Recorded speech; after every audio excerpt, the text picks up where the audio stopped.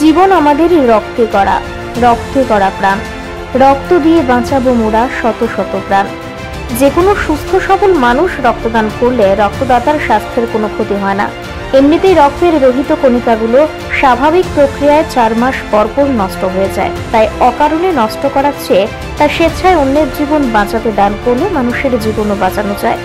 সামান্য পরিমাণে রক্তদানের মাধ্যমে একটি জীবন বাঁচানো নিঃসন্দেহে মহৎ কাজ। রবিবার সর্বভারতীয় পরিষেবা অফিসারদের দ্বারা আয়োজিত রক্তদান শিবিরে উপস্থিত হয়ে রাজ্যের মুখ্যমন্ত্রী বক্তব্য রাখতে গিয়ে এই কথা বলেন।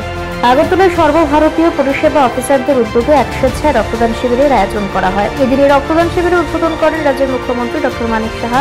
এছাড়াও উপস্থিত ছিলেন বিভিন্ন দপ্তরের আধিকারিকগণ।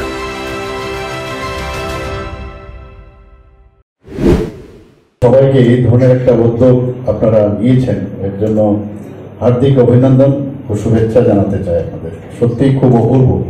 আপনারা কিন্তু একটা দৃষ্টান্ত আপনারা স্থাপন করেছেন। এটা একটা মেসেজ যাবে সারা ত্রিপুরাতে, এটা একটা মেসেজ যাবে।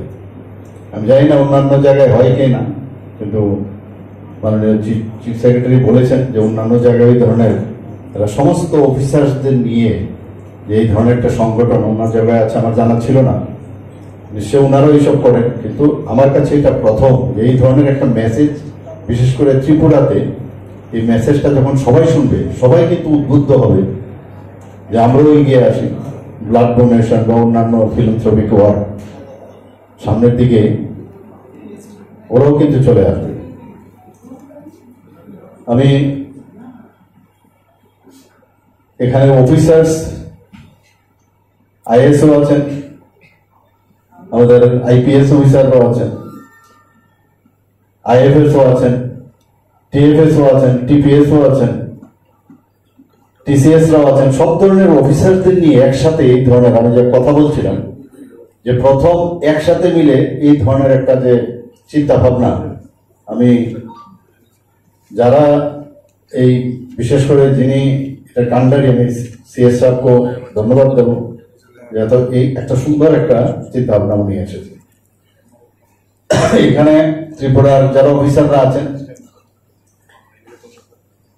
কেউ রাজস্থান থেকে এসছেন, কেউ বিহার থেকে এসছেন, কেউ মহারাষ্ট্রের থেকে এসছেন, বিভিন্ন জায়গার থেকে এখানে অফিসাররা আছেন। আবার অফিসারদের যারা বেস্টার মানে ম্যাডামরা আছেন, তারাও কিন্তু বিভিন্ন জায়গার থেকে এসছেন।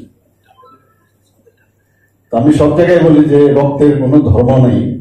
তো এই ধরনের কসমোপলিটন একটা জায়গার মধ্যে বিভিন্ন ধর্মের লোক এখানে আছেন, হিন্দু আছেন, খ্রিস্টানও আছেন, মুসলিমও আছেন এখানে আমাদের অফিসারদের মধ্যে। কিন্তু আজকে এখানে কিন্তু মানে আমরা ইউনিটি ডাইভার্সিটির একটা নিদর্শনও কিন্তু আপনারা এখানে দেখেছেন, যে সব ধরনের লোকের একটাই ধর্ম, আমরা সবাই এক, আমরা মানুষ। সেটাও কিন্তু আজকে এখানে প্রতিফলিত হচ্ছে। রক্তের কোনো ধর্ম হয় না, আমরা সবাই জানি। তো খুব ভালো লাগছে যে, এবং এই ধরনের যেটা সিএস সাহেব বলেছেন যে বিভিন্ন জায়গায় মানে বিল্ডিং, বড় বড় বিল্ডিং হয়েছে।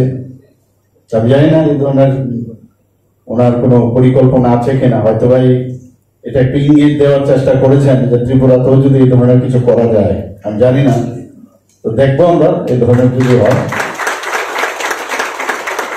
তো কিন্তু সেটা মানে অফিসার্স মানে কি, আপনারা পুরো ত্রিপুরার ভবিষ্যৎ। আপনাদের নিচে আরো যারা অফিসে কাজকর্ম করেন, সবাইকে আপনাদের যে ডিরেকশন, আমরা যারা জনপ্রতিনিধি, আমরা তো আমাদের মানুষের যে ডিমান্ড সেটা আপনাদের সামনে রাখি, কিন্তু আলটিমেটলি আপনারাই কিন্তু সেটা করেন।